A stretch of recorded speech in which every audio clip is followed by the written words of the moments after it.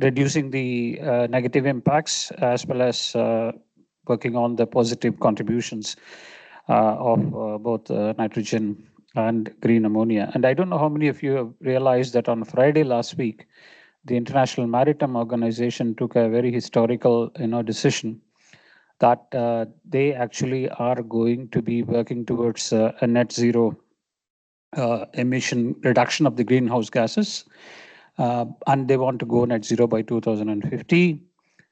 And the shipping industry, as you know, that the International Maritime Organization focuses on, is one of the significant polluters contributing to climate change and pollution, but also one sector that is regulated the least. And again, in that context, I'm probably some of you may be aware that Government of India, Ministry of Shipping, established a full-fledged institution working on some of these issues with the Research Information Systems, which is an institution under the Ministry of External Affairs recently, just talking about a couple of months ago, in terms of focusing on the issue of maritime elements, shipping and stuff like that. But our interest from UNEP, which as many of you may be aware, we are about 53 years as of today, established in 1972, is to actually keep the global environmental conscious under check. And certainly for UNEP-India, we are very keen to transition from being a project-driven country office to a country office that is going to be focusing on strengthening the links between science, policy, and practice. 2022, we celebrated the 50th anniversary of the UN Environment Programme, where the member states handed over a very important, decision or a recommendation to UNEP that UNEP was established in 72 to discuss science policy interfaces. That's been the primary goal and purpose of establishing UNEP, and it did sort of its job well. But certainly we actually added, in preparing for that particular celebrations, the science policy practice element. There's no policy point in discussing only science policy. It has to be linked with the practice element of it. So today, UNEP is guided by the outcomes of the high-level event that happened in 2022 on science policy interfaces. And today's discussion is exactly a resonance of the need for strengthening the science policy practice interfaces. So certainly from UNEP, it's a very important topic, and it's not, I won't say an emerging topic, but a topic that needs more attention, both at the political level, but also at the socio-economic levels as well. So certainly we have two experts, Professor Raghuram and Professor Eric, who actually will be making short presentations to give you a bit of a perspective of these two elements, nitrogen and green ammonia, in the context of what the status and trends globally, but also more specifically for India. And the purpose of this particular event is to actually take home a few key messages for policymakers and decision makers and practitioners that it is time that we invest more in the sectors related to dealing with ammonia, also dealing with liquid nitrogen, green ammonia. So with that, maybe I'll invite Professor Eric to actually make his presentation focusing on green ammonia, followed by Professor Raghuram, who will speak about the elements of nitrogen and its impact. Thank you. Okay, thank you. I want to while that's coming up, I'd like to thank Dr. Balakrishna and also Dr. Sumit for giving us this opportunity. I want to acknowledge the Fulbright Nehru Scholarship or Fellowship Program, which is run by the United States, India, and Education Foundation, and also my host, Professor Raghuram at the Guru Gobind Singh Indraprastha University. So I'll be talking today about green ammonia, and I've been trying to learn what's happening in India regarding this topic and put it in context of what's happening throughout the world. Next slide, please.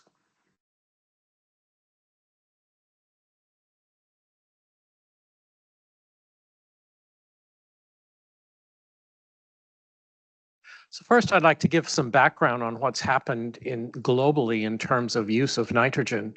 So on the x-axis in this graphic, we have dates from the beginning of the Industrial Revolution in 1860 up to the present and projected to 2050.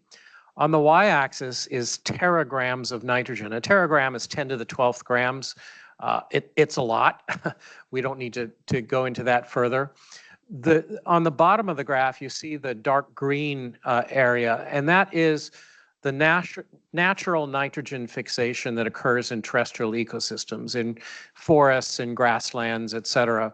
And these are organisms that are present often in association, symbiotic association with plants, that are able to take the dinitrogen gas that's in the atmosphere, 80% of the atmosphere that we breathe in and out and can't use that nitrogen.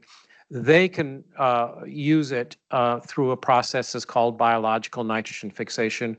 And that's really the basis for all life on the planet there and in the oceans, that all life needs nitrogen in a usable form. The amino acids that make up our proteins, that make up our enzymes, our muscles, and so on. There's a little tiny bit that comes from lightning. You'll also see that there's a lighter green that comes from cultivation of plants, mainly leguminous plants like soybeans, groundnuts, various pulses that also fix nitrogen. And that has increased over time as we've been cultivating more of those crops. In light yellow, you'll see that there are some input from the combustion of fossil fuels. But really the biggest change has been that big blue blob that's there that is labeled as Haber-Bosch Haber-Bosch production of ammonia. It's used primarily for fertilizers. It's also used for some munitions and a few other things. And this is really what has transformed our agricultural system. And that in the process, we now have, it's been a great boon to public health. We're better nourished on average than at any time in human history. Yes, there are still places in the world where there's hunger and malnutrition, but that's mostly due to the distribution of that food. We actually produce enough food we could be feeding the world. But this has come at a major cost, and that is because not all the nitrogen stays where we want it to go. It ends up in our estuaries and where it creates algal blooms.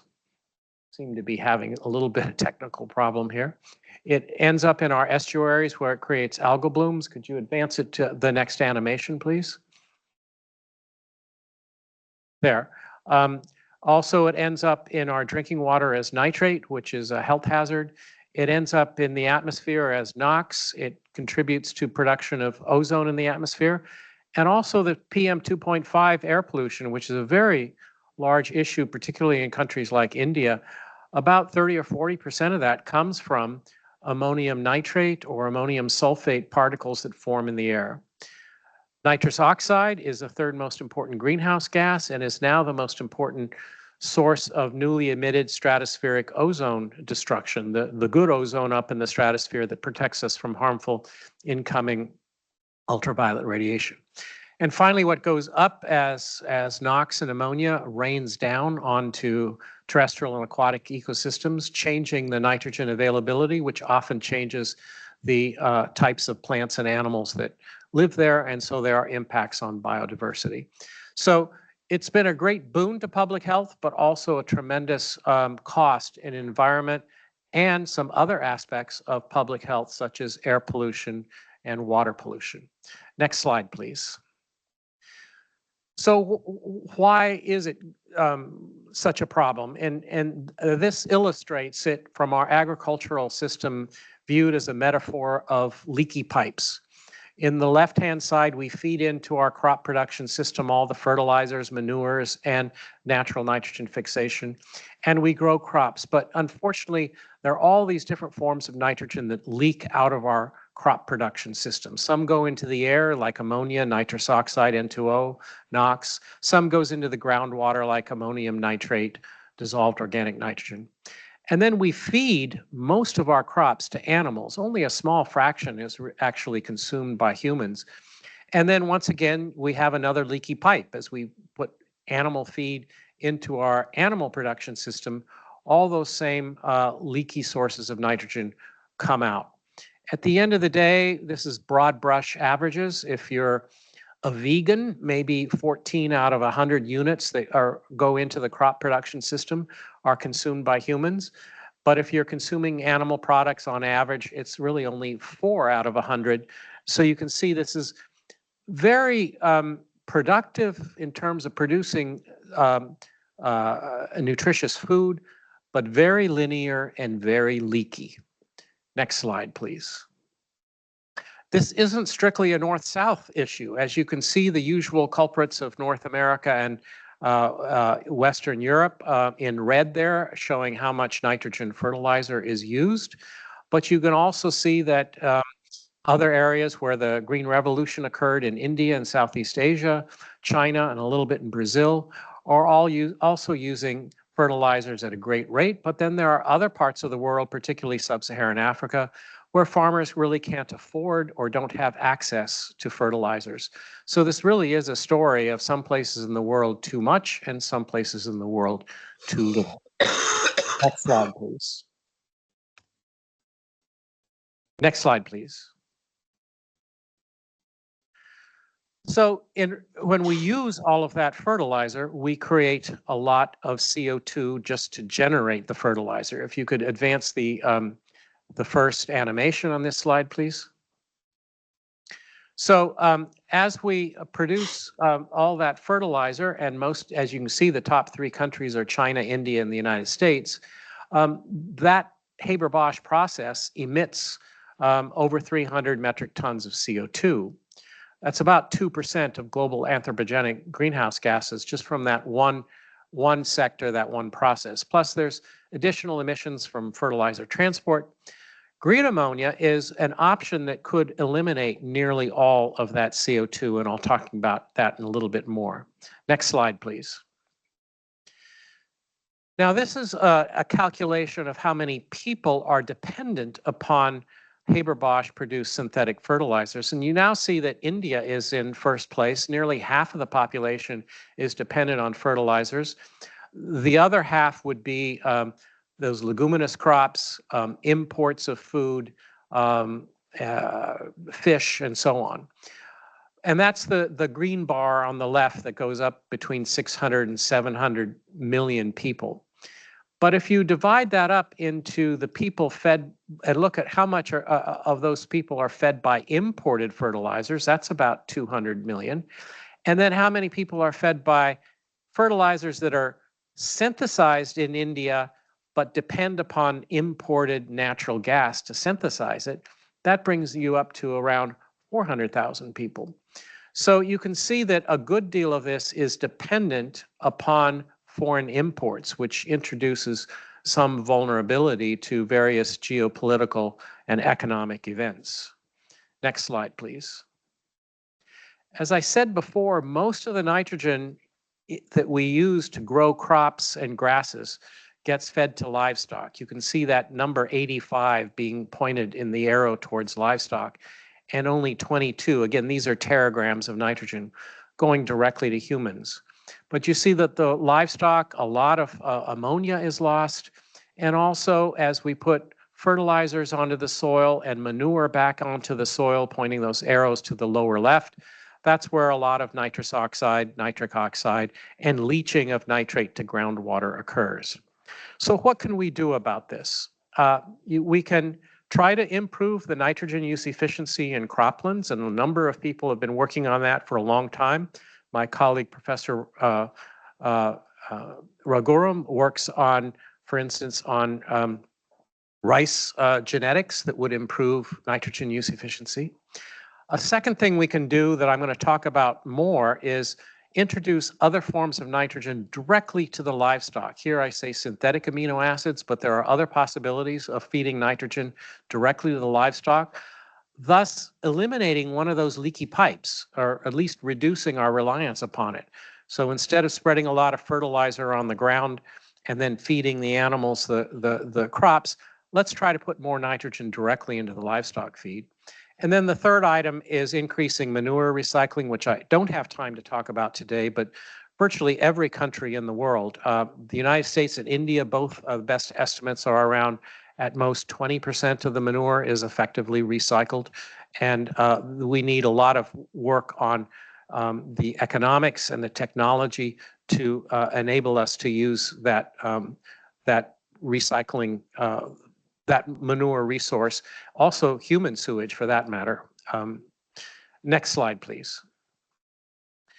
So looking at this from an American perspective, which until I had the opportunity to come to here to India, was my main focus, and we use a lot of fertilizer there, of course. Here showing urea, we use other sorts of fertilizer. Of course, a lot of it's for growing corn and soybeans, which we feed to our animals. There's a little bit of amino acids, as you can see in the lower arrow that's green, that's added to animal feed just to kind of balance the amino acids and improve the nutrition of the animals. But what we're thinking about is what could we do to reduce the need to put more fertilizer on the land, thus the smaller green arrow going onto the land as fertilizer, and the smaller green arrow going to livestock, and the fatter green arrow from amino acids or other sources of nitrogen for livestock. And I had been thinking that this was largely a high-income country opportunity, at least initially. But since I've been here to India, I've seen that isn't necessarily true. Next slide, please. I met with the CEO of a company located here in the Delhi area called Acme Group.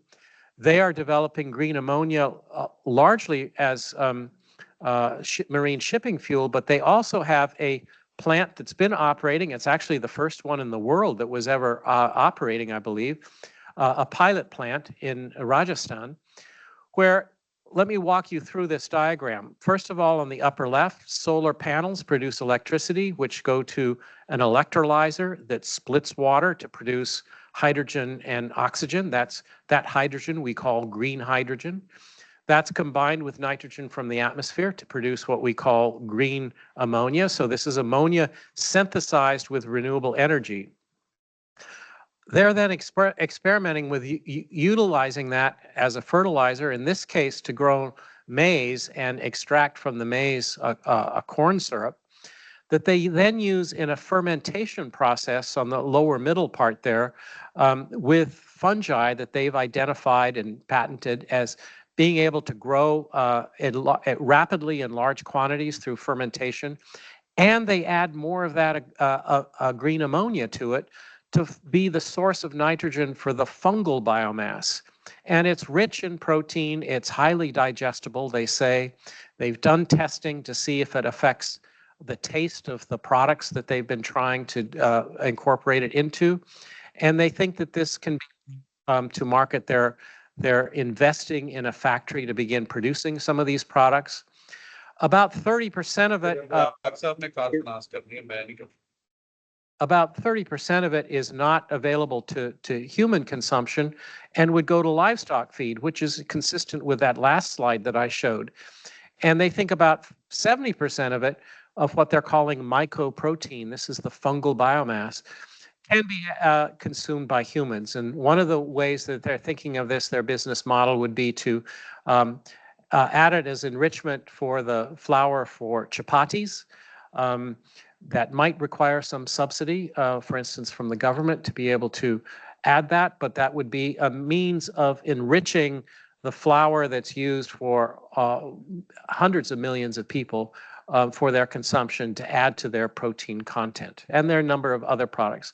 So this idea of bypassing the amount of protein that you need in the crop is not simply a high-income country thing. In fact, actually, I think India is very well positioned to be an innovator in this field, as this diagram shows. Next slide, please. Of course, most of the innovation in India and elsewhere on green ammonia is going towards marine shipping. Again, as you can see on this diagram, renewables on the left that make green hydrogen. The green hydrogen is used to make green ammonia, and that can either be combusted directly or it can be used to ship ammonia, as I'll show, that's better to ship ammonia than hydrogen. And then the hydrogen is stripped off of it in a process called cracking, and then you can use the hydrogen as a fuel. The marine shipping industry produces over 1 billion tons of CO2 per year. It's a difficult industry to decarbonize because you have to have a fuel that can propel the ship across the ocean. But because ammonia has a relatively high energy density, almost half of that of diesel, it's a strong candidate for decarbonizing. Also, it can be stored as a liquid at a relatively high temperature and standard pressure compared to hydrogen, so it's an advantage there. However, there are safety issues, and also if even a small fraction of the ammonia is lost or converted to NOx, or even worse, to nitrous oxide, which is a potent greenhouse gas, that could offset the CO2 mitigation from decarbonizing. So it's very important that as this technology advances, it advances properly so that we don't have unintended consequences that could negate its advantage. Finally, I want to show what's happening in this regard in India. If you could advance to the next slide, please. Obviously, too many words here to read. I'm not going to read them all. I've just highlighted a few so that you can see. Acme is that company that I referred to. Notice it's talking about, on the order of $3 billion for its first phase facility in Odisha, mostly for marine shipping fuel, but they are going to be using some of it for fertilizer. There's another company, Greenco, with dates on 26 and 27. Other companies you may not have heard of, but you've certainly heard of Tata Steel, which is heavily involved in that as well. Odisha seems to be a likely spot, although it's not the only place in in India, because Odisha is well situated for export to Southeast Asia and to Japan, which is very interested in this since it doesn't have its own source of fossil fuels. So this is something that's happening very quickly, surprisingly quickly, and with a lot of money being invested in India, which is becoming one of the leaders in this field. Finally, the last slide, I just want to leave you with a few thoughts about some questions that would come up.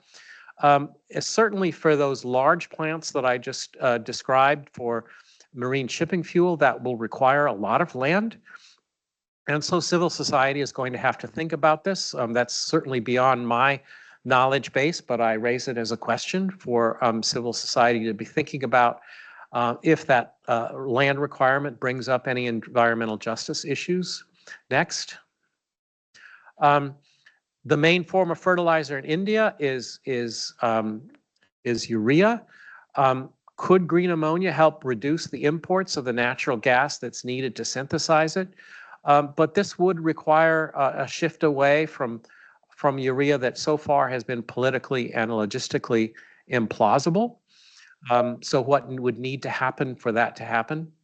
And finally, could green ammonia, in addition to those big plants like the ones in Odisha, can it be produced like that, a pilot plant in Rajasthan at a small scale that could be used by groups of smallholder farmers, thus reducing their demand for government subsidized urea fertilizer and perhaps being integrated with their energy needs? So these are some thought-provoking questions that I would leave with. So thank you for your attention. Thank you, Professor Eric. And I had some extra slides there, but you can end the show. Thank you. Thank you. Thank you very much. I think quite impactful presentation, I should say, especially the last but one slide that you actually projected, looking at what's already happening. I mean, it's not as if nothing is happening. Lots are happening. But of course, it's the issue of scalability. It's also an issue of looking at the safety issues, especially when you're looking at it from a small scale farmer or landholders perspective. But what actually was very interesting for me is to link up this entire discussion in the context of India's increasing interest in green hydrogen, which certainly looks like a prerequisite to look at green ammonia. So certainly very useful. What I'll do is that those online and those here, if you have any quick questions, comments, or additional clarification you would like to seek, please do before we go to the next presentation so that we don't lose the thoughts related to the presentation made. Yes, Valentin.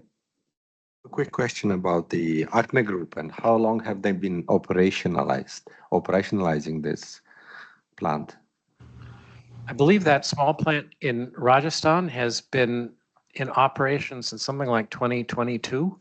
So it's been a few years that they've had that pilot plant going. It may have been even a little bit earlier. The big plants are all in various phases of coming online within the next year or two, not only theirs, but other companies as well.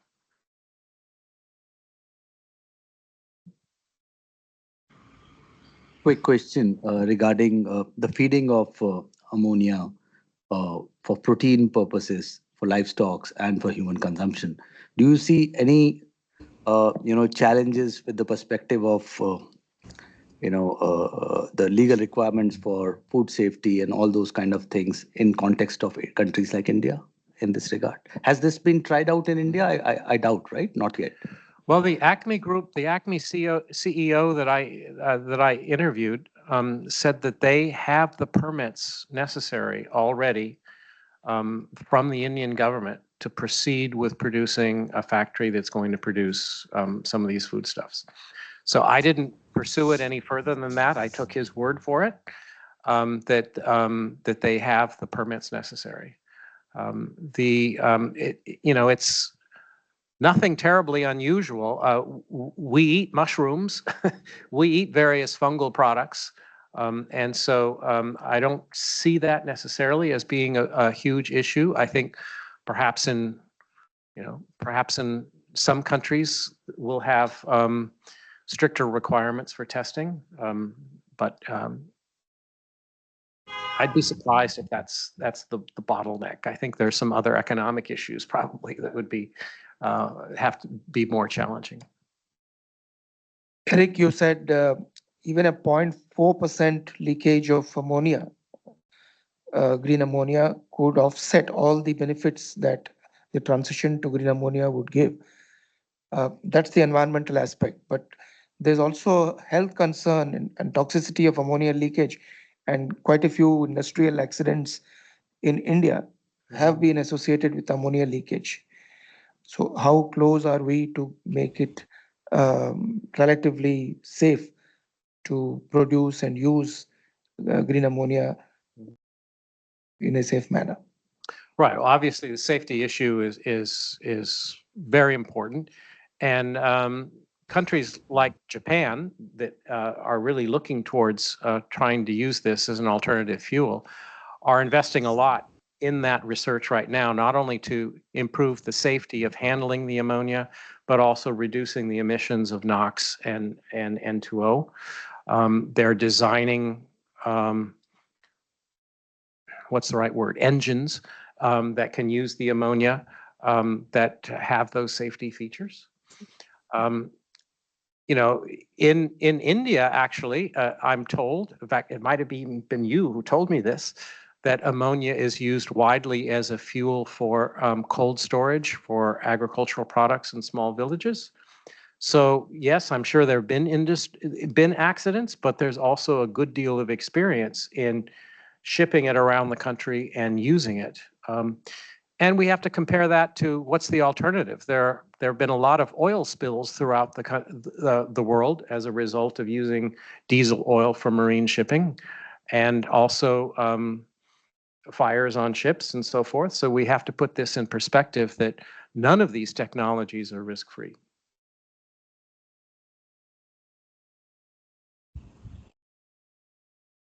I'm Anand Shukla from Embassy of Switzerland. We are in one of the slides you mentioned about the impact of air pollution PM 2.5 also.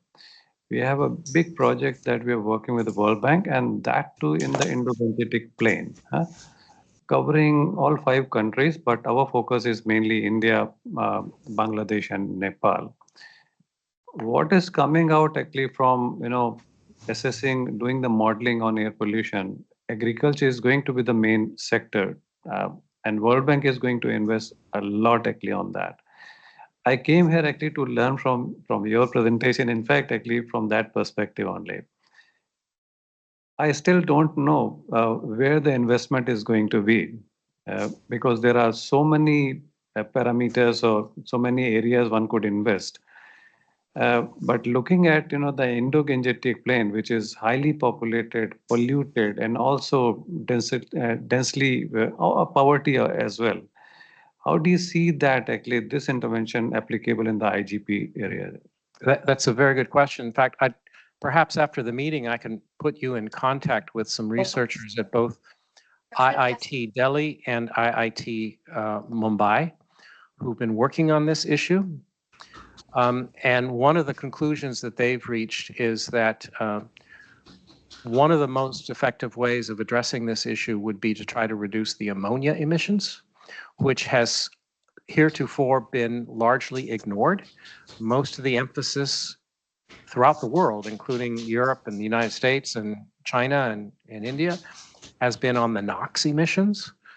But because of some improvement with that and also better understanding of the formation of PM 2.5, there are many places where it looks like the PM 2.5 formation is limited by ammonia, it's promoted by the abundance of ammonia and would be reduced if ammonia emissions could be reduced. That's a big challenge because ammonia emissions are primarily from agriculture, which means we need to use our fertilizers more efficiently and store manure and handle manure more effectively. And those are big challenges, but we certainly need investment in both new technologies and learning how to use the existing technologies better, and economic incentives for using those existing technologies better to reduce ammonia emissions primarily from the agricultural sector. That's where it's probably interesting to also look to the World Economic Forum, because the World Economic Forum launched the first, Movers Coalition, where the target is to have 100 million farmers move to some of these interventions in their interest to actually reduce the pollution, reduce the greenhouse gas emissions, but also focus on the transformative agricultural practices. Any questions or comments, inputs from colleagues online?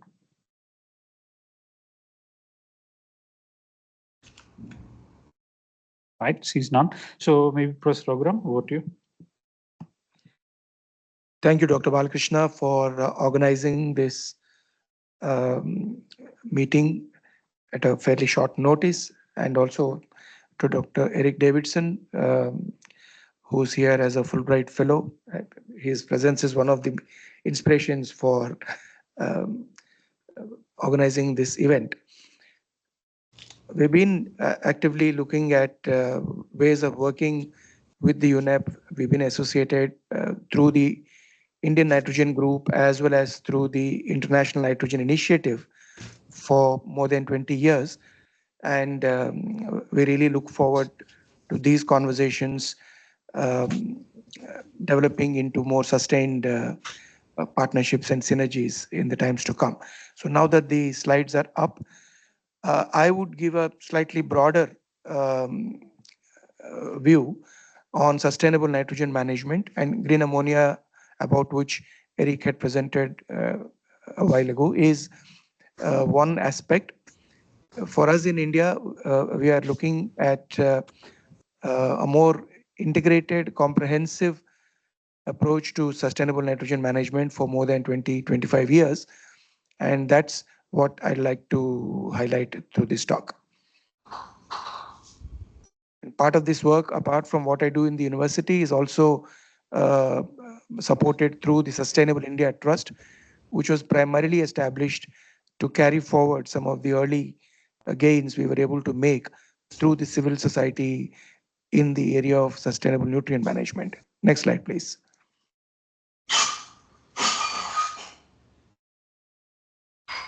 Next slide.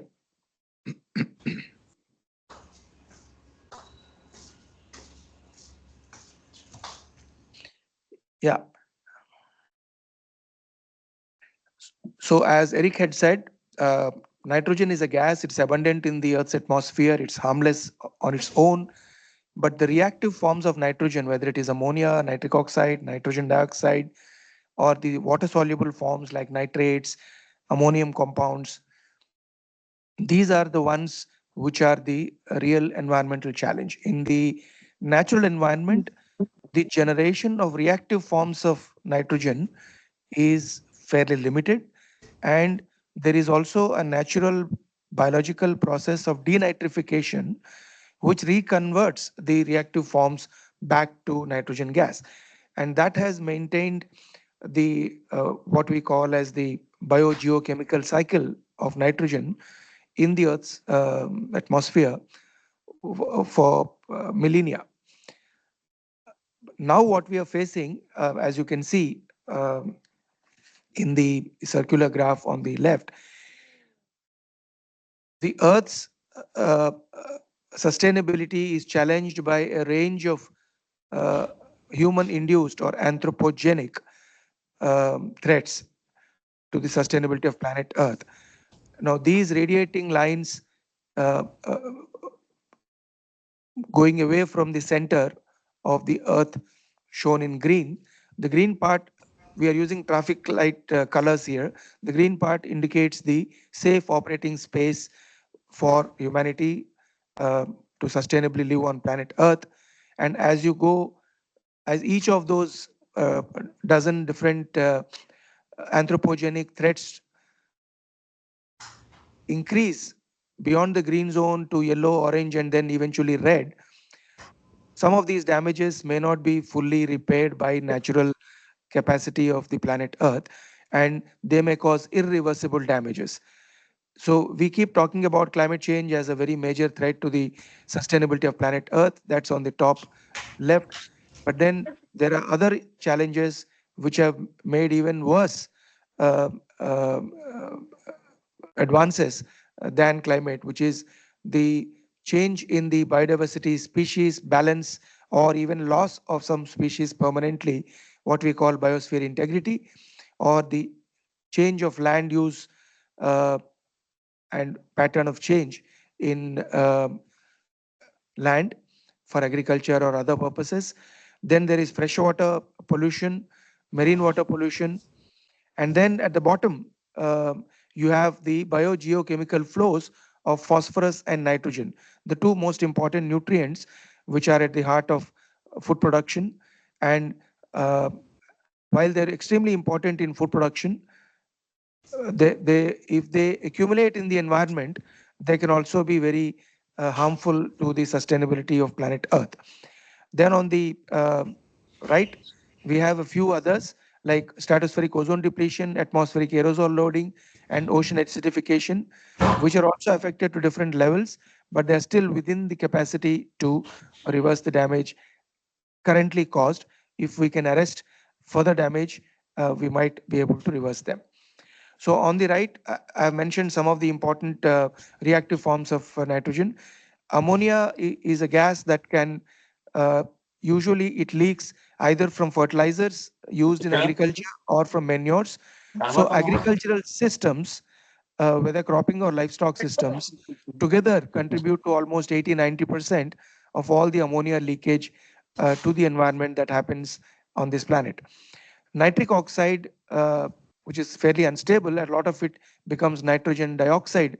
So together we call it NOx, mostly comes from fossil fuel burning, diesel, coal, even residue burning, waste burning, etc., etc.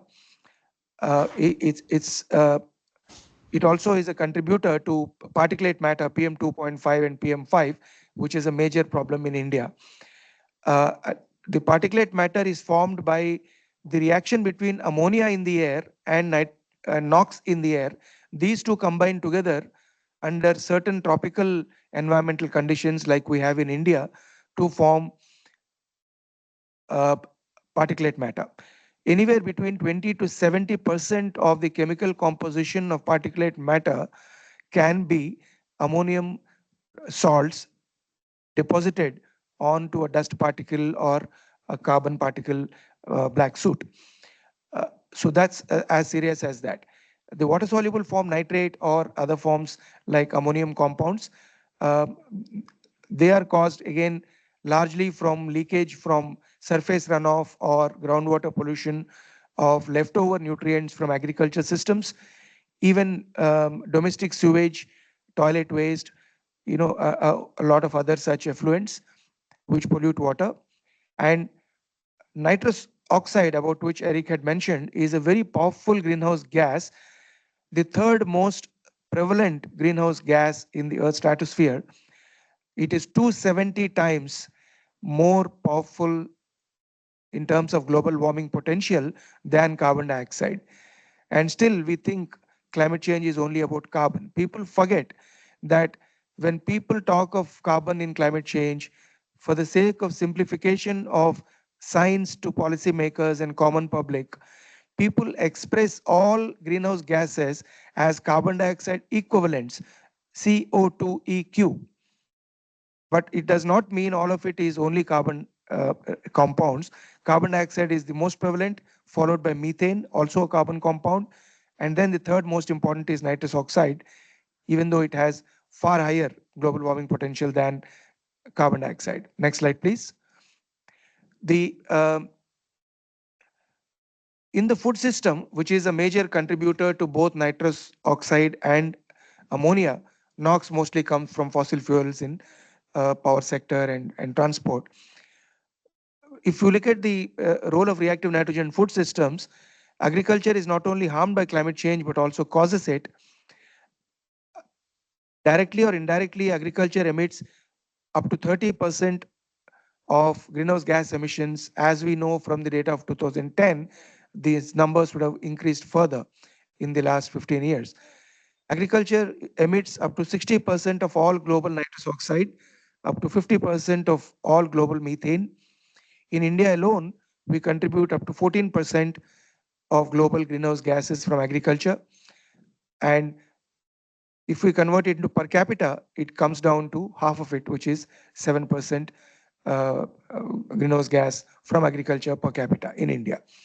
Disparities in global consumption and trade and these systems are worsening the role of nitrogen in food systems.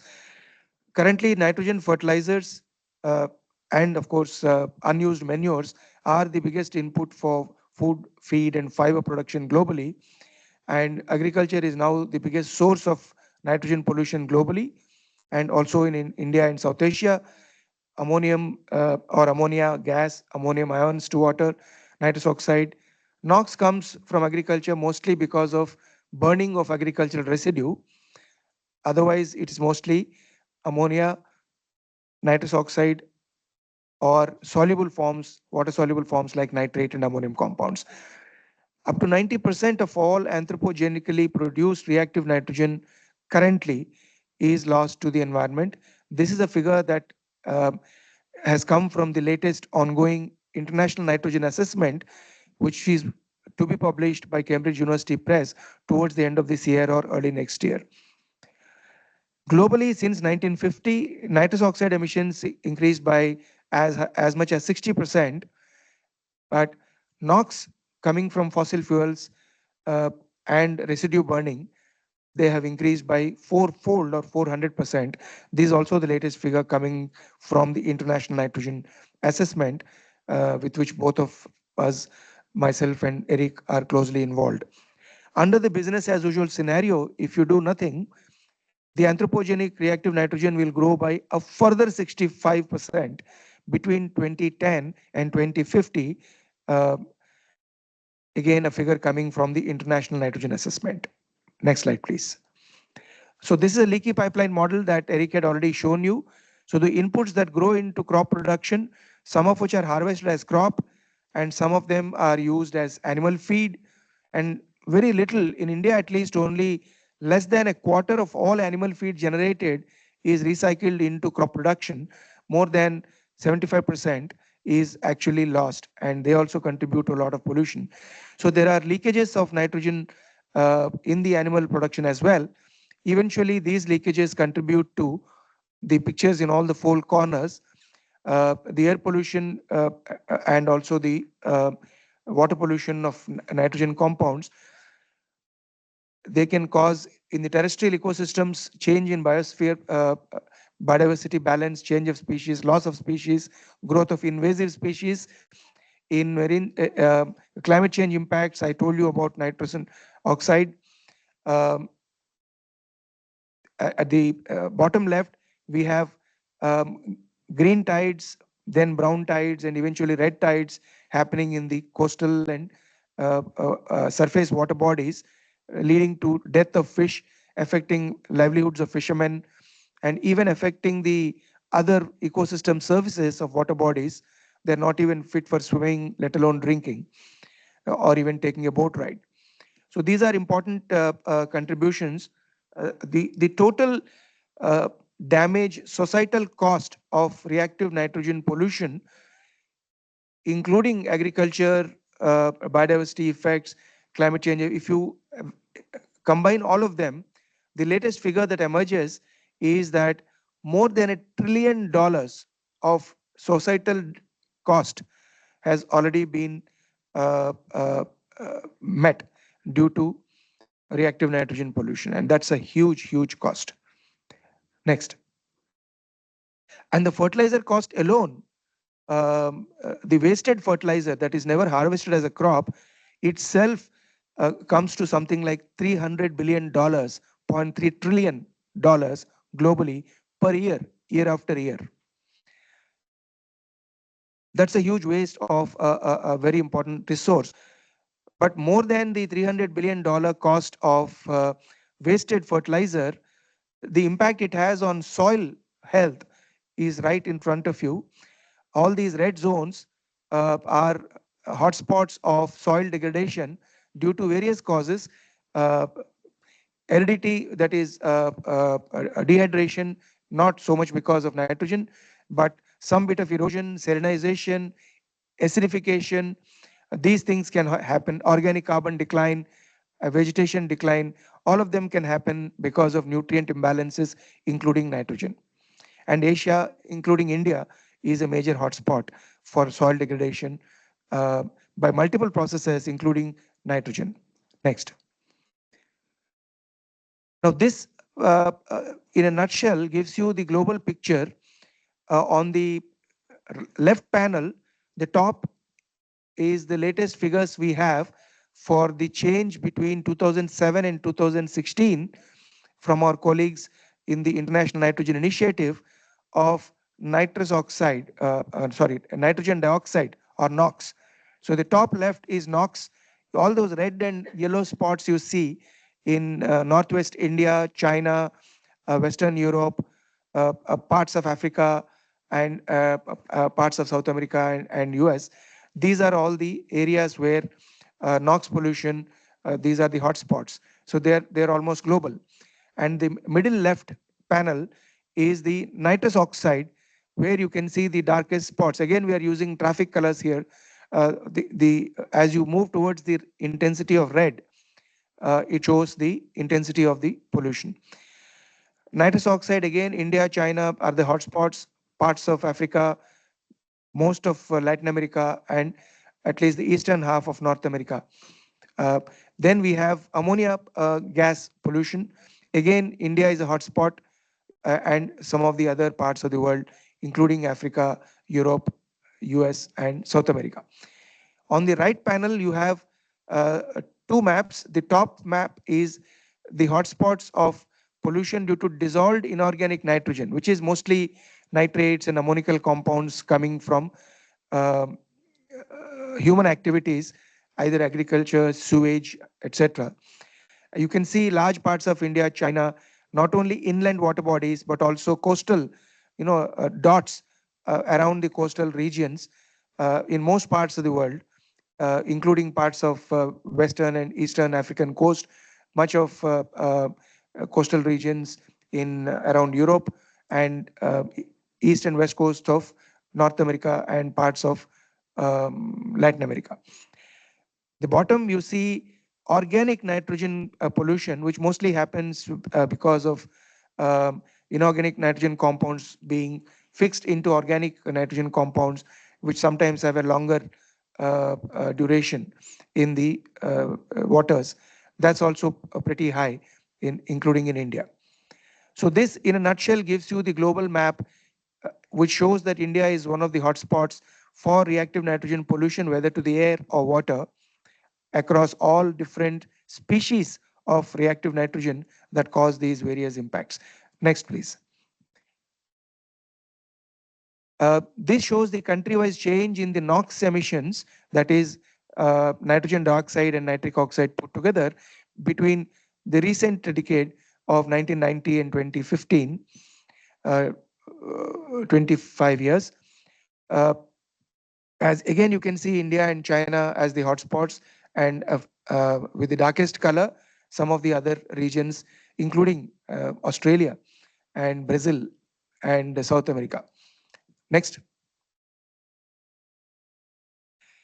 Now, in terms of the health impact of the NOx pollution, which mostly happens through PM 2.5, a recent study in Lancet Planet Health showed that asthma cases among children and deaths due to respiratory disorders due to nitrogen dioxide linked to PM 2.5 across the world. As you can see, China, India, Brazil, Mexico, parts of US are all hotspots for this. On the right, you see the number of deaths due to various major causes. You can see air pollution, mostly attributed to PM 2.5. According to WHO, these figures, some 5 years old, take as many as 6.67 million lives. And in South Asia, it is more than 2 million, out of which 1.6, 1.7 million die in India alone due to reasons attributable to PM 2.5 pollution. We do not have a very clear cause and effect relationships attributed to these things in our country. So but we have fairly reliable public health estimates extrapolated from studies from various parts of the world, and it would be very useful to keep monitoring this for the both mortality and morbidity in the Indian and the South Asian context. The table in the bottom shows the various important pollutants, air pollutants, and their effects on health and climate change and water bodies, environments.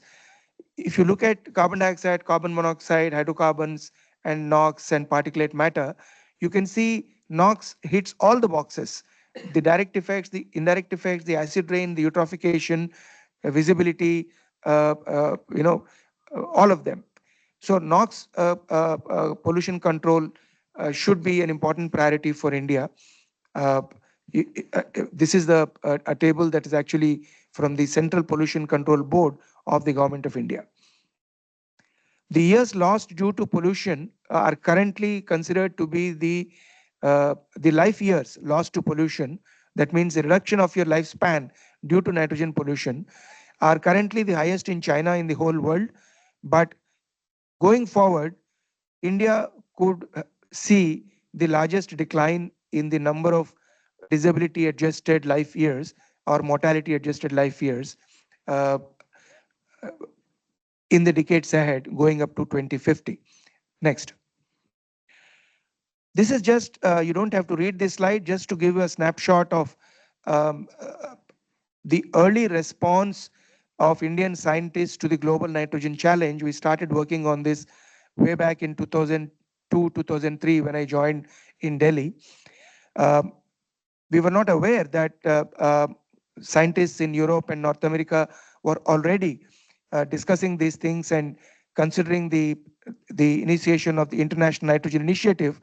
Independently, we formed the Indian Nitrogen Group as early as 2003, 2004. And since then, we have been actively in touch with our colleagues abroad.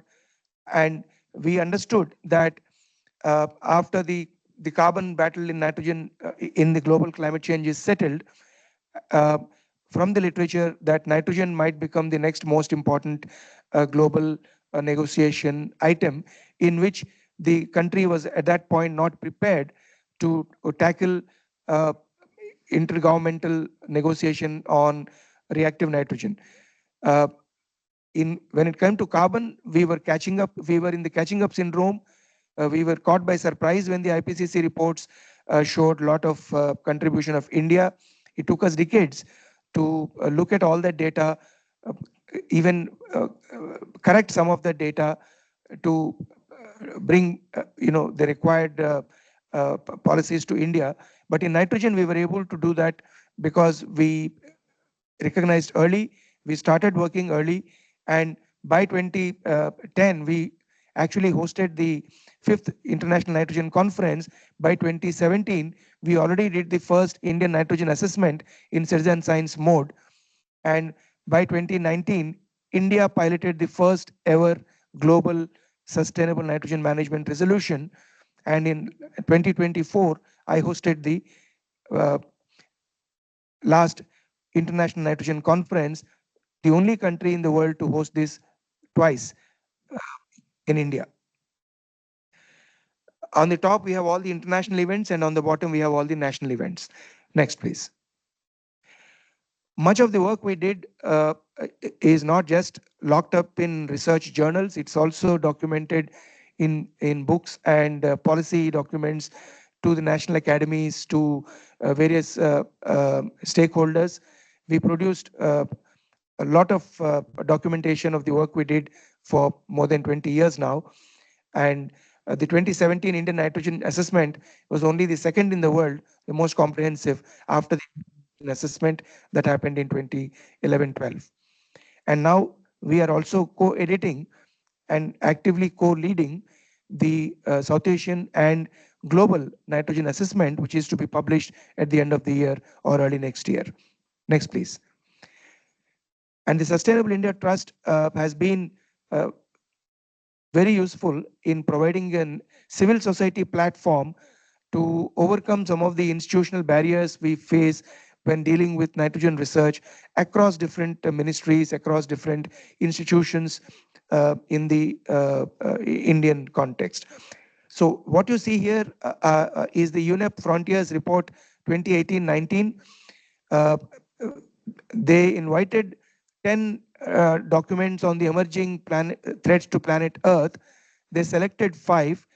We pitched nitrogen as one of the emerging threats, and that was selected, and it was published in early 2019, and it helped in generating the momentum, intergovernmental momentum for the unanimous acceptance of the first ever sustainable nitrogen management resolution, piloted through the Government of India and facilitated through Indian Nitrogen Group and the International Nitrogen Initiative, of which I was then the chair, and with a lot of support from Europe, and all over South Asia, Latin America, and much of the rest of the world. As recently as 2022, before that, yes, we in 2022, we had 2 major events. Sri Lanka has piloted the second follow-up sustainable nitrogen management resolution, which extended from the first resolution to more detailed roadmaps and how the government should respond to the goal of sustainable nitrogen management. In the same year, under the Convention on Biological Diversity, the Kunming-Montreal Global Biodiversity Framework Target 7 has adopted halving all nutrient waste from all sources by 2030 as a measurable target. So the nitrogen group was advocating for halving all nitrogen waste, and the CBD GBF has already agreed for halving nutrient waste, and nitrogen is one of the major nutrients, as I've already told you. So there is already a very strong intergovernmental support system emerging for evidence-based policy actions towards sustainable nitrogen management in particular and sustainable nutrient management in general. Next, please.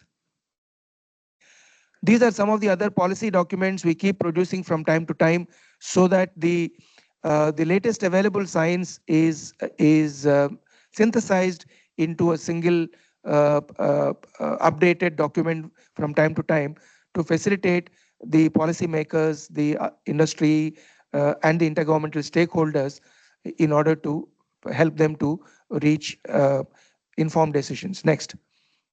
We also produce a lot of policy reports. These are documents coming from the UKRI GCRF Global Challenges Research Fund South Asia Nitrogen Hub project, which just ended a few months ago, under which all 8 South Asian nations, 40 institutions, and UK jointly worked for 4 or 5 years. And apart from primary research, we produced these policy documents, which was accepted by South Asian Cooperative Environment Program, SACEP, as a regional interministerial intergovernmental body for guiding a common synergies in South Asian level cooperation for nitrogen management and nutrient management, and also to guide regional cooperation for global negotiations. Next. As a part of this, we also updated the South Asian nitrogen assessment. This is to be published end of this year. Just to get a quick view, these 3 pie charts show you nitrous oxide emissions in South Asia, 78% come from agriculture. Ammonia emissions from South Asia, 86% come from agriculture. And NOx emissions from South Asia, 65, almost 2/3, come from energy, and only 6% from agriculture. Livestock is a part of agriculture. Yeah, cropping and livestock. So these 3 major species, especially in terms of air pollutants, clearly, defines in terms of sometimes the different ministries which are involved in different managing different nitrogen compounds. For NOx, we could directly talk to coal ministry or road transport ministry or energy ministry, whereas for ammonia and nitrous oxide, we could be directly talking to chemical, fertilizer, and agriculture ministries. So some kind of interministerial coordination with the division of labor is possible with this kind of policy data. Next. Now, if you break up this NOx emission into country-wise and sector-wise, you can see for India, the red indicates the highest level of pollution, blue is the lowest. Most of it comes from energy generation, industry, road transport, and residential, because LPG gas also produces NOx. In Pakistan, it is mostly from road transport. Next, please. India contributes, as I said, 14% of greenhouse gas to the global greenhouse gas loads, and agriculture has been a major contributor. If you look at the data in 2020, the various impacts of reactive nitrogen, ammonia volatilization, you can see most of the districts of India affected by ammonia volatilization, then soil denitrification or surface runoff, relatively lesser, but groundwater leaching of nitrate, pretty high.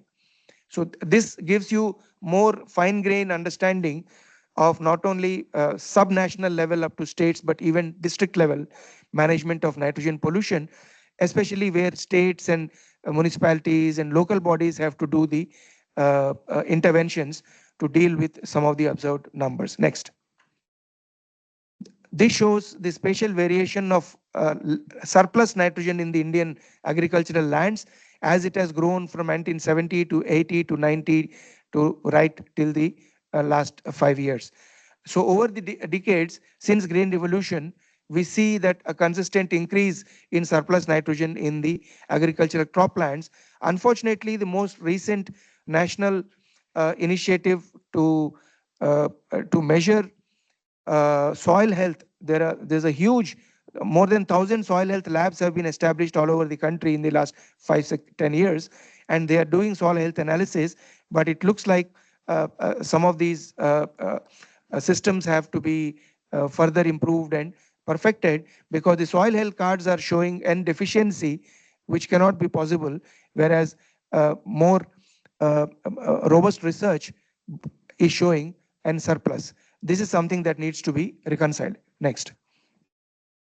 This shows surface PM 2.5 levels the entire northwest India, Indo-Gangetic plain, you can see the hotspot. Mostly it is because Himalayan ranges act as a wall to prevent dispersion of the air pollutants. In the peninsular India, we have comparable levels, but they are easily dispersed. So you see less intensity during winters. The smog you see in winters in northwestern India is because of the regional effects that you can also see. And they have been worsening from 98 to 2010 to 2016. And largely this is because of ammonium nitrate and ammonium sulfate compounds uh, uh, uh, being up to half of the chemical composition of particulate matter. Next.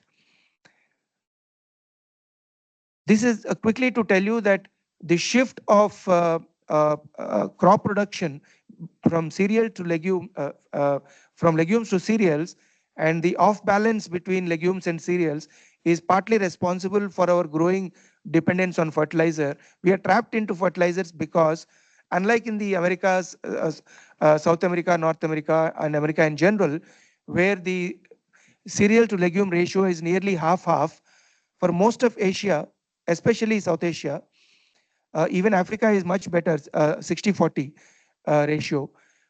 Why legumes are important? Because legume crops, including pulses, oil, some of the oil seeds, including soybean, sesame, and groundnut, they fix atmospheric nitrogen in the root nodules, and they need very little fertilizer.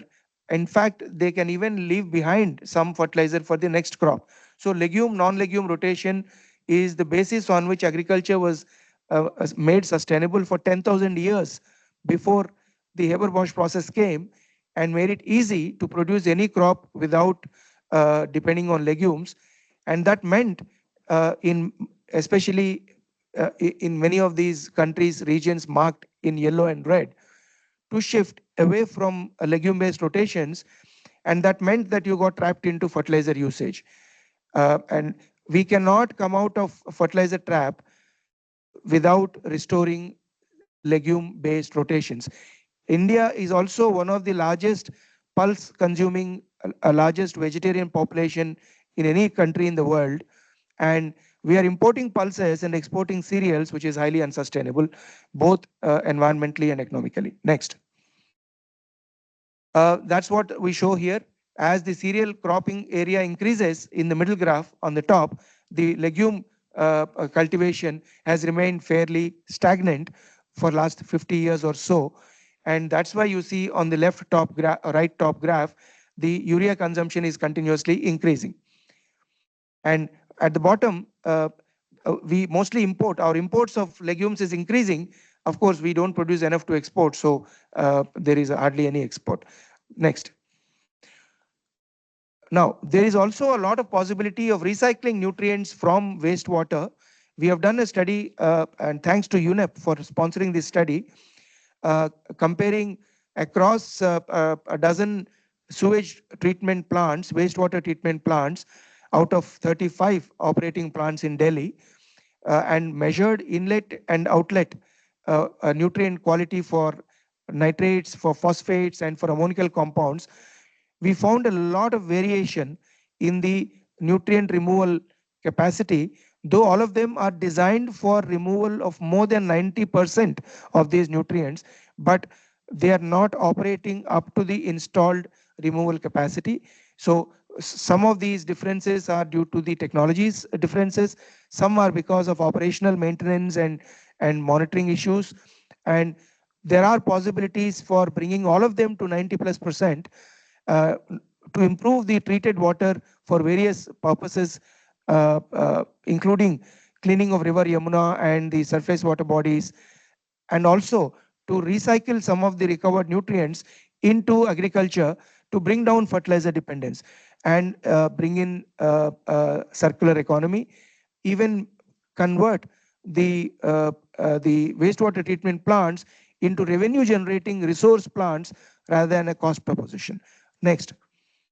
This is just a flow chart of a patented process by Ragan Cells, a company they floated called Easy Mining based in Sweden, where the blue box in the top is a technological unit that can be added to the existing sewage treatment plant, mostly actuated sludge-based sewage treatment plants that operate. And that blue box at the top has been expanded to the more detailed steps at the bottom. This technology is called Aqua 2N. It is already in pilot production in Europe. The first industry scale plant to produce industry grade fertilizers, both nitrogen and phosphorus fertilizers from wastewater, is going to be set up in Europe or America towards the end of this year or early next year. And we are very hopeful, and this company is very interested, if there is appetite in the government and the international bodies, UNEP and funders, to bring these technologies to India and recover the nutrients, reduce the fertilizer bill, reduce the energy bill, and make it into circular economy. Last slide. One more. So this is the formula for sustainable nitrogen management to minimize the fertilizer trap. The easiest thing to do is restore legume-based rotation as close to 50-50 in every cropping system possible as you can get. There are more than a dozen different legumes that suit every agroclimatic and soil type in India. Fortunately, the government has already incentivized pulses and oilseed legumes with 100% procurement guarantee at a minimum support price in the current budget that was presented last month. And that's a huge boost for farmers to diversify from non-legumes to legumes. And this was one thing that was really needed. Once we do this, we can replace up to half of the fertilizer currently being used with manure recycling. And if we use fertilizers, if we use legumes, then the fertilizer demand is reduced. Then if we bring manure, it is reduced further. Then the amount of fertilizer you need will only become a top up. Right now what we do is reverse. The base dose is fertilizer, everything else is top up. We need to do the reverse. Base dose should be manure or urine. No recycling of urine happens in India, zero. Manure recycling is only a quarter, 25%. Huge opportunity for fertilizer replacement if we're able to bring this. And with the gaushalas and shelters being constructed all over the country, there are opportunities for collection and processing and recycling of this. We can adopt best practices for managing mulch and manure and urine and biochar nutrients. For whatever residual fertilizer demand exists, improvements in fertilizer formulation are certainly possible, and it's an ongoing area. New fertilizers are coming all the time, if only they're affordable. We can also recycle nutrients from livestock waste or from wastewater. I showed you the example. We can also reduce food losses, reduce a non-vegetarian diet, as there's a huge difference in nitrogen efficiency between meat and vegetarian diet. In our own research in my university, we found that in rice alone, in the existing germplasm, India is one of the centers of origin of rice biodiversity. In the released varieties of 1,000 rice varieties in India, we found up to 5-fold difference in yield per unit nitrogen in the greenhouse. This is a huge opportunity for crop improvement and genetics, over and above all the agronomic and other improvements that we can make. And of course, in order to ensure good crop rotation, we also not only have to manage the farming practices, but also regulate irrigation, wherever there is irrigation department involved in ensuring less irrigation during dry season to support pulses, because they don't need a lot of water, and more irrigation for cereals during wet season. That's it. Next.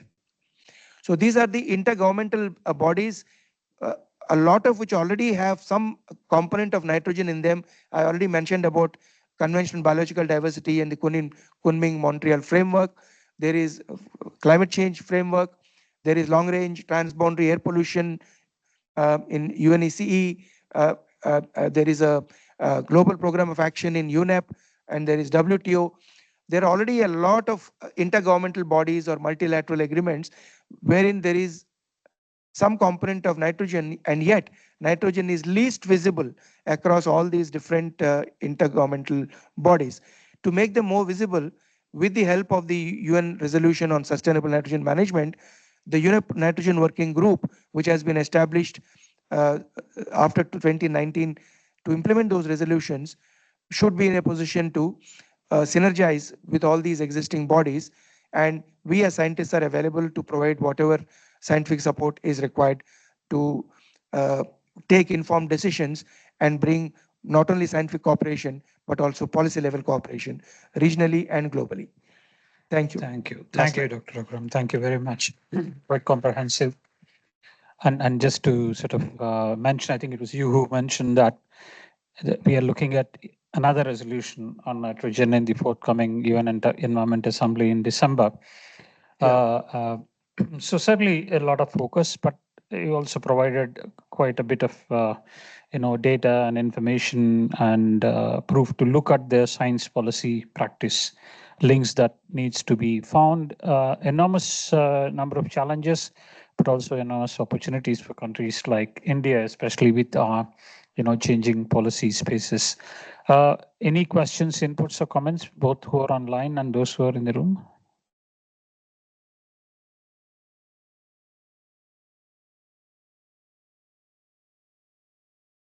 Online? Anyone online? Question? Anyone online asking question? So I'm happy to take questions. Just one question over. I mean, I started my career as a person who was into installing sewage treatment plants, and at that point of time, we were talking about denitrification to get rid of nitrogen and associated nutrients in this. Since then, we have seen that the focus has remained more on controlling BODs and suspended solids, but it has never came to controlling nitrogen in the outputs. Even the denitrification, which was initiated, I don't think that moved too far forward in Indian context. What is the reason you see in that regard, and what is that something which we are missing to push this agenda forward, especially in the wastewater domain? Thank you. So as I mentioned in the beginning, denitrification is a natural process which reconverts some of the reactive nitrogen in the environment, especially in the soil or water, back to inert nitrogen gas. Now, this in a way is restorative to the natural nitrogen cycle. But if we are anthropogenically generating a lot of reactive nitrogen like fertilizer, which is the most probably the only deliberately produced reactive nitrogen anthropogenically. The other species of reactive nitrogen are byproducts, like something coming out of fuel burning or residue burning.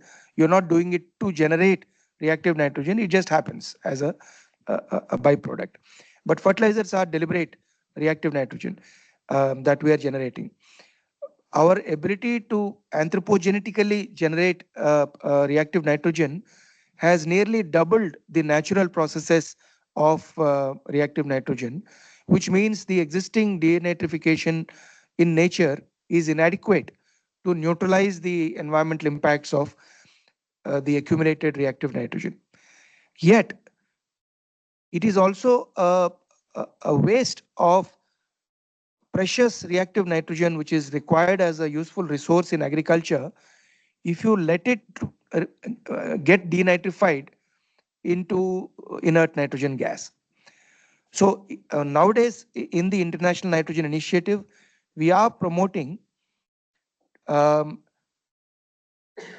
quantifying denitrification as a potential waste of otherwise useful resource of reactive nitrogen and delaying it if possible, bringing it back where it is required to the best extent. And in the cropping systems, so that is, in fact, some of the fertilizers actually use denitrification inhibitors along with nitrification inhibitors to prolong the period for which the fertilizer is accessible to the rooting zone of a crop. So they work like slow release medicines. Otherwise, if you give fertilizer like once or twice in an entire season, which is what most people do in the developing world, where they can't do precision agriculture, it's like giving 2 meals in a whole lifetime. The crop doesn't consume all of it uh, uh, in between it requires, but you just can't keep adding every day.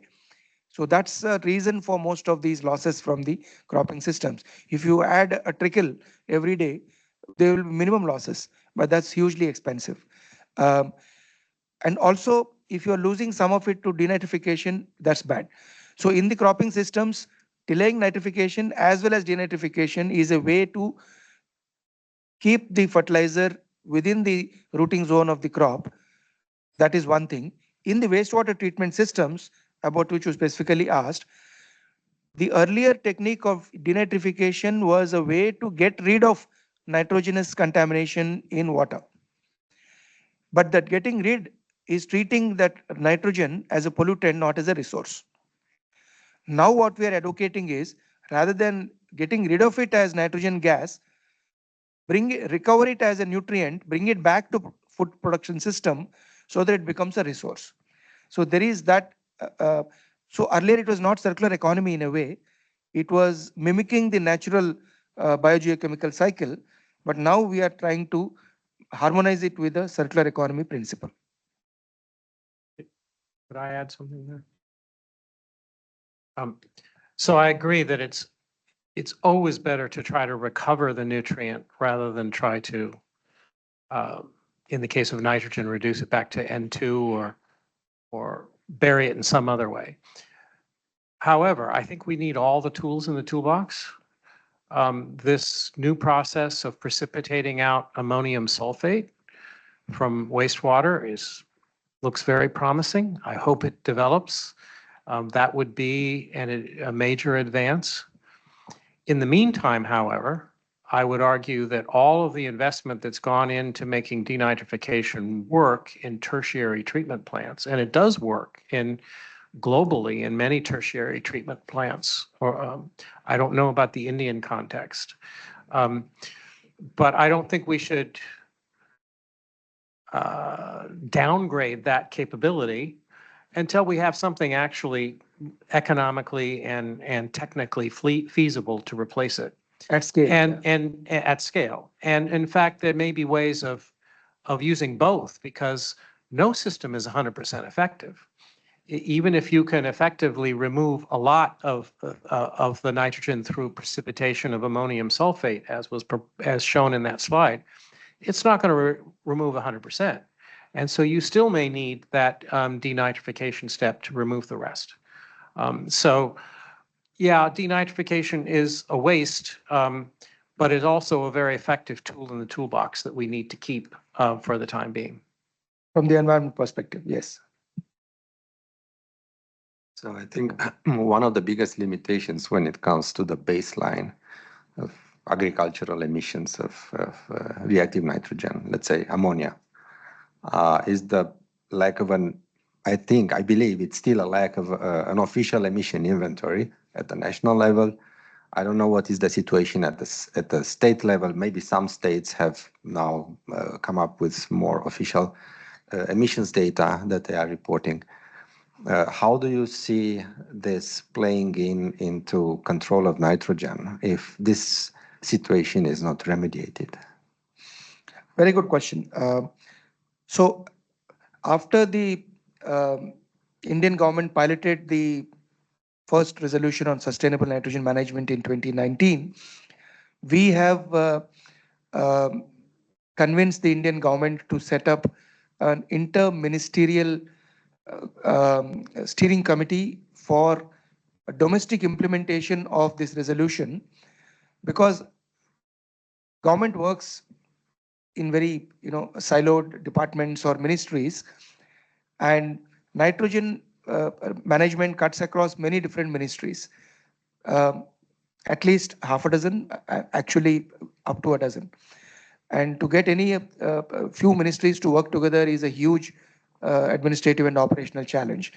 But in the excitement that followed the UN resolution, we were able to convince the Ministry of Environment to set up an interministerial steering committee that included Ministry of Environment, Ministry of Chemicals and Fertilizers, Ministry of Earth Science, um, Ministry of Science Technology, uh, a few others. And one of the tasks was to get all the relevant ministries to identify the role of reactive nitrogen management within their mandated areas of operation. Number two, try and do some division of labor of which nitrogen species is managed by which ministry to what extent. Quantify the areas of opportunity of how much improvements are possible within the limitations of domestic implementation.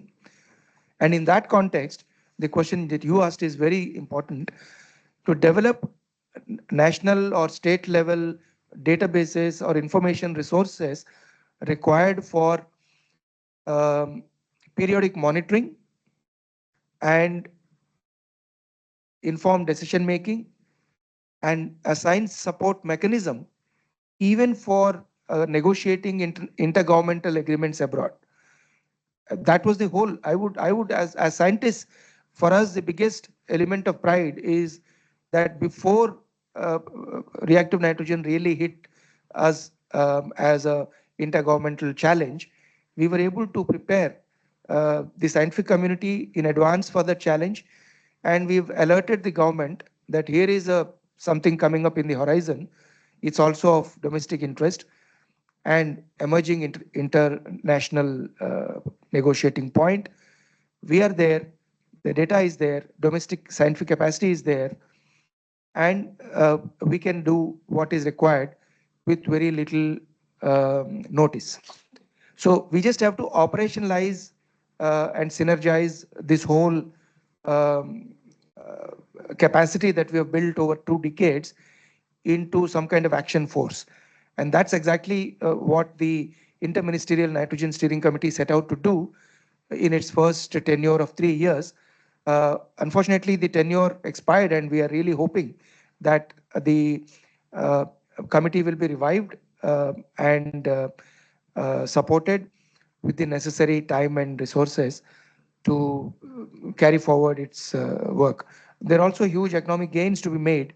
Uh, Part of the problem is if you every government thinks climate change is a problem of the next government. No country is an exception, unfortunately. But health is a major immediate crisis. We have had elections being fought on air pollution in a place like Delhi.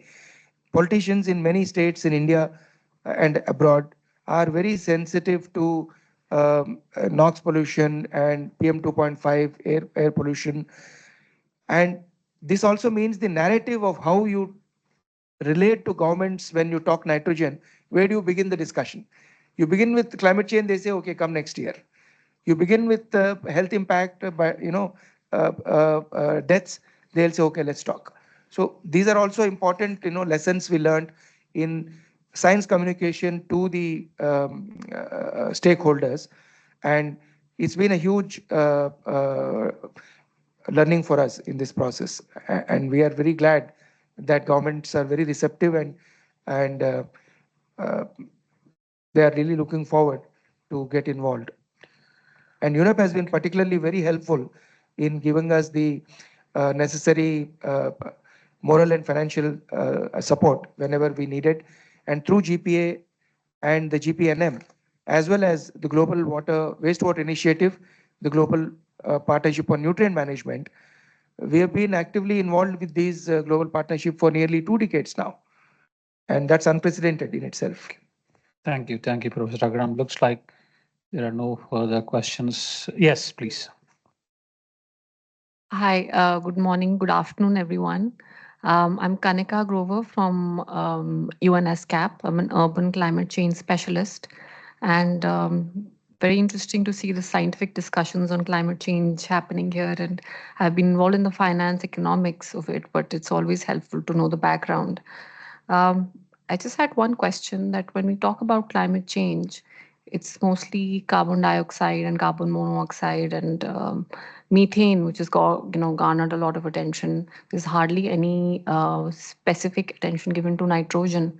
So, for my first question would be, what is the impact or the percentage of nitrogen? How dangerous it is as a GHG compared to probably methane, if we think that methane has 12 times the global warming potential of CO2. That's what I know of. Second, you spoke about, I mean, nitrogen and is in, a very important fertilizer for agriculture as well, and it impacts our health as well if we consume it in very large quantities.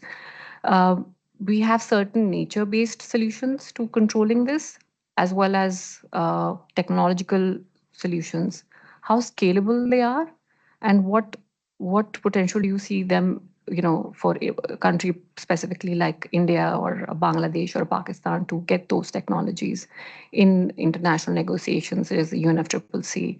I've been also, before SCAP, I was with the MOFCC. I worked there for like 6-7 years, so I know how it kind of works. And thirdly, yes, sorry for taking so much of time. What's the health hazard? I believe there is a great health hazard of how we are consuming our food.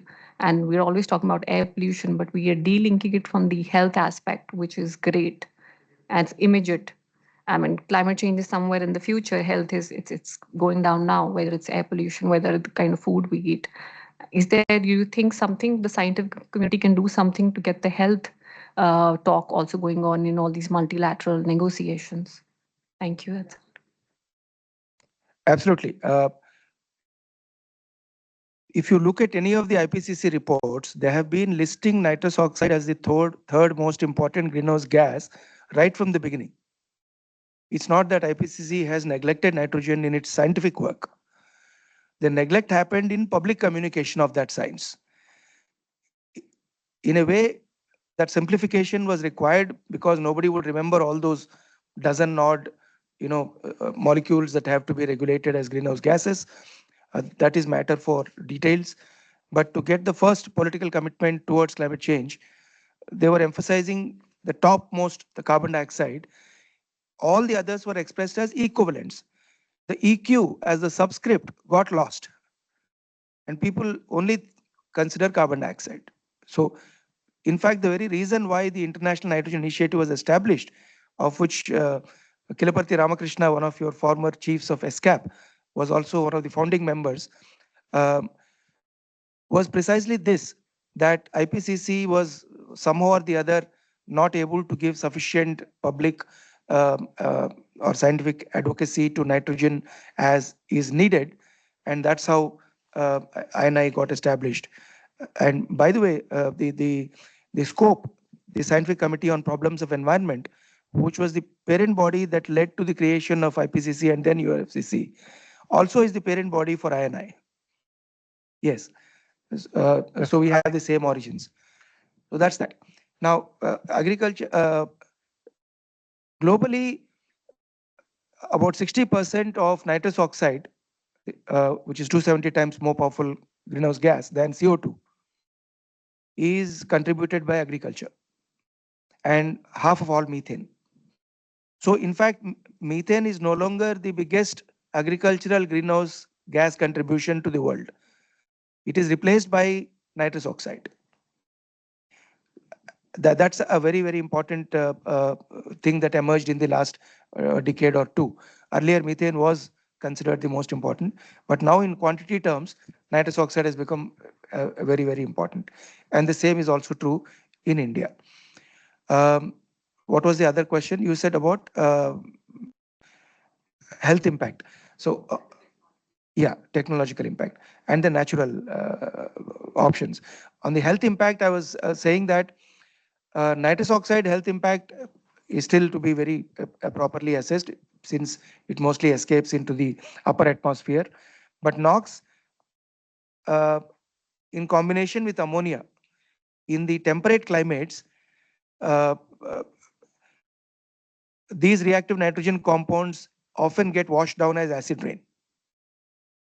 Okay, but in tropical or subtropical climates, they actually form particulate matter. When there is no rain to wash it down, ammonium nitrate can be formed by reaction of ammonia from agriculture and NOx from fossil fuel burning to form ammonium nitrate. If there is rain, it gets washed down as fertilizer. If there is no rain, it gets dry deposited as ammonium nitrate particles onto particulate matter. Sulfates also combine. Sulfides and sulfate go from wastewater and sewage and other emissions. They also form ammonium sulfate. Ammonium sulfate and ammonium nitrate form anywhere between 20 to 70% of the chemical composition of particulate matter. The whole world talks of millions of people dying. WHO data says 6.6 million people died 5 years ago. So safely we can say at least 7 million people died currently every year. But they talk of PM as a mysterious thing. They don't talk of what is killing within the PM. It is mostly nitrogenous stuff. And India and South Asia are very, very major hotspots of and that is because of respiratory disorders, asthma, allergic problems, and even cardiovascular and neuromuscular events. These are well documented. So as per the technology, I said, if you go by the ease of implementation and the speed of results, the simplest and the easiest thing to do is to go back to the earlier natural system of legume cereal rotation or legume non-legume rotation. Because the fertilizer demand of legume crop, it can even work without fertilizer, but we give a little bit to get maximal yield. It is less than a quarter of what you give to cereal. So straight away 3/4 reduction of fertilizer demand for that season if you are growing a legume. For next season, it can leave behind some nitrogen in the root, which can be mulched and used.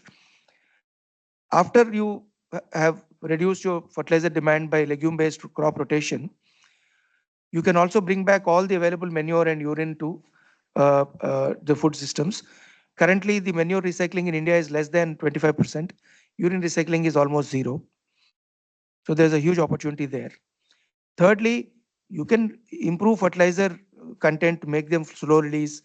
You can improve crops. We ourselves showed that in cereals like rice, there is 5-fold difference in the released Indian varieties of rice between the lowest N-use efficient rice and the highest N-use efficient. 5-fold is huge in the genetic, as a genetic resource. So there are a lot of options. So it's just not that options are not there. Many of them are becoming increasingly scalable, increasingly plausible.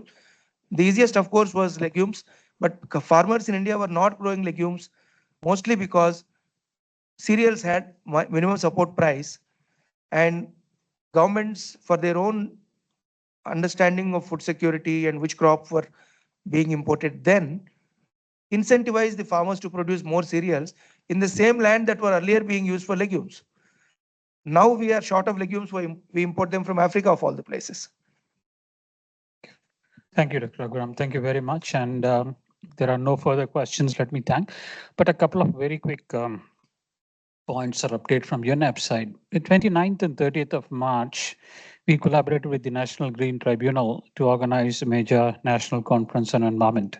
It was inaugurated by the President and closed by the Vice President, where we had the Chief Justices of High Court, Supreme Court judges, a lot of judiciary experts, policymakers, including the Minister of Environment and all. But one very critical discussion that emerged where UNEP in India, we are following it up, is in relation to air pollution and health. We had two very impactful presentations that were made in terms of putting the air pollution not just in the context of environmental issue, but in the context of health issue as well as an economic issue. So as we are talking, we are already in touch with the Indian Medical Association, where we are reaching out to 120 chapters of IMA, where we actually are looking exactly at that point of data, because a lot of time that's been a bit of a challenge. And if you talk to pulmonologists, for example, I mean, they have really sort of amazing set of informations that can be used, but certainly we have still not maximized the use of that data and information. So that is one part of a discussion and a collaboration that we are having with the medical fraternity to actually push this discussion beyond air pollution being an environmental problem. The second one is that, as UNEP, we already have what is called the Air Quality Action Forum. It's being revived. But this time, what we are looking at, based on the discussions and the outcomes of this conference, is that we are looking at designing the forum in a manner that brings the judiciary, executive, scientists, and common public together. Earlier, to an extent, it was experts and policymakers, but this time we actually are redoing or redesigning this because a large part of these discussions need to happen much more frequently. But most importantly, as you said, a lot of time in our enthusiasm to sort of look at the big ticket items, we lose the most important elements of it. Like, for example, the one you mentioned, the IPCC report and the carbon dioxide. I mean, today, if you talk of climate change, an average person, including a policymaker, is only going to say energy. Beyond energy, they're thinking is still not moved or graduated. So it is important that we actually try to make use of these fora to bring some of those messages in the context of environmental problem, in the context of economic opportunity, in the context of health issues also. So we actually are looking at some of those initiatives that we will be kickstarting fairly soon. But certainly from UNEP, we will try our best to work with the ministry, work with a number of other agencies and stakeholder groups to see how much we'll be able to maximize communicating this as an important issue that needs to be considered, not just ignored, but also in the context of UNEP, because we have two intergovernmental decisions and resolutions on nitrogen, and third one hopefully forthcoming. We also are looking at expanding this discussion not only in India but also South Asia and the region as well. So thank you very much for your time and interest. I know for you've spent a lot of time with us, and thanks to both Dr. Eric and Dr. Agram for providing us this opportunity. And as I said that for UNEP, providing this kind of a platform to bring the science, policy, and practice together is something which we always wanted to do, and this is a good opportunity that we kickstart these discussions. It will be followed by several more on some of these emerging topics from UNEP. Thank you very much, and have a great day. Thank you.